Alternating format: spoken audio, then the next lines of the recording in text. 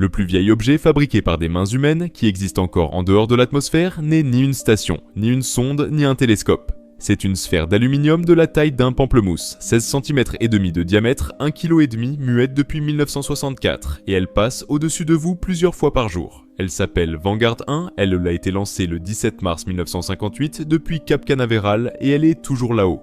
6 petites cellules solaires collées sur sa coque, les premières de l'histoire spatiale, lui ont permis d'émettre pendant 6 ans, bien après l'extinction de ses piles chimiques. Et ce qu'elle a envoyé pendant ces 6 ans a réécrit la géographie de la planète. En analysant les infimes variations de sa trajectoire, les géodésiens ont découvert que la Terre n'est pas une sphère aplatie bien propre, mais légèrement déformée, un peu plus renflée au pôle sud, la fameuse forme en poire. Sauf que Vanguard 1 avait un autre destin non prévu au programme. Son orbite, entre 650 et près de 4000 km d'altitude, la place bien au-dessus des couches où le frottement de l'air fait tomber les satellites en quelques années. Les ingénieurs de l'époque annonçaient fièrement 2000 ans de survie. Les calculs affinés depuis, en tenant compte de la pression du rayonnement solaire sur cette petite bille, tablent plutôt sur 2 siècles et demi. Autrement dit, personne de vivant aujourd'hui ne verra rentrer le premier déchet spatial de l'humanité. Et il n'est pas seul, puisque le 3e étage de la fusée qui l'a placé là tourne encore juste à côté, dans la même famille d'orbites, silencieux depuis 66 ans.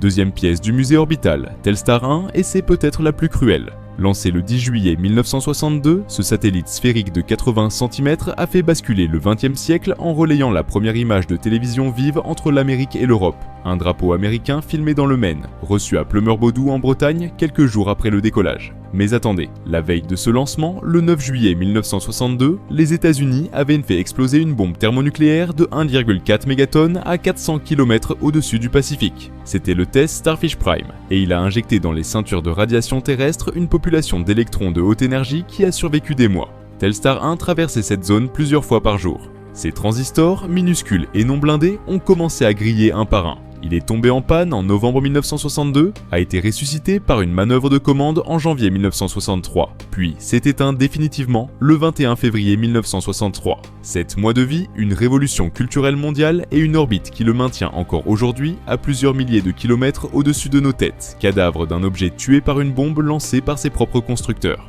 3e élément, et là on quitte le satellite pour entrer dans quelque chose de bien plus difficile à nettoyer, des aiguilles. 480 millions d'aiguillés de cuivre. Le projet Westford, conçu au Lincoln Laboratory du MIT, partait d'une angoisse très concrète de la guerre froide. Les communications longue distance passèrent par des câbles sous-marins et par la ionosphère, 2 choses qu'une explosion nucléaire pouvait couper net. La solution proposée était brutale de simplicité, fabriquer un miroir artificiel autour de la planète. Le 9 mai 1963, un conteneur libère donc en orbite un nuage de dipôles de cuivre, chacun long de 1,68 cm, épais de 25 micromètres, soit plus fin qu'un cheveu, dimensionné pour renvoyer les ondes radio comme un écho métallique.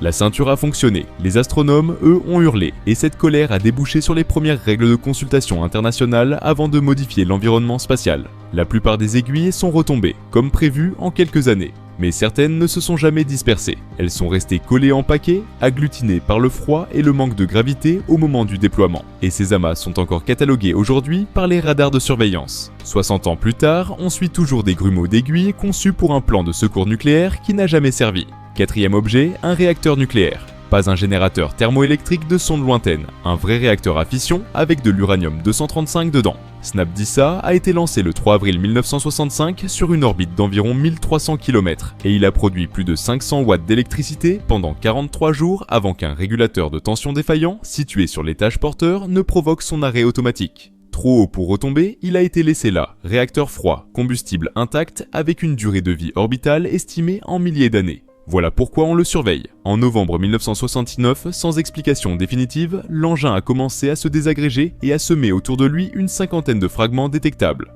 Un cœur nucléaire américain qui perd ses morceaux au-dessus de nos têtes, toujours sur la liste des objets suivis, toujours croisés par les orbites de constellations commerciales actuelles. Et le 5e, c'est celui qui s'est réveillé, l'ESI-1. Premier satellite expérimental du même Lincoln Laboratory, lancé le 11 février 1965. Une erreur de câblage empêche l'allumage correct de son moteur d'apogée. Au lieu de rejoindre son orbite de travail, il reste bloqué sur une trajectoire elliptique inutile. Mission perdue, dossier refermé, objet oublié pendant presque un demi-siècle. Puis en 2013, un radioamateur anglais installé dans le nord de la Cornouaille, Phil Williams, capte un signal étrange autour de 237 MHz. Une porteuse qui monte et redescend avec un battement toutes les 4 secondes environ. C'est l'ES-1.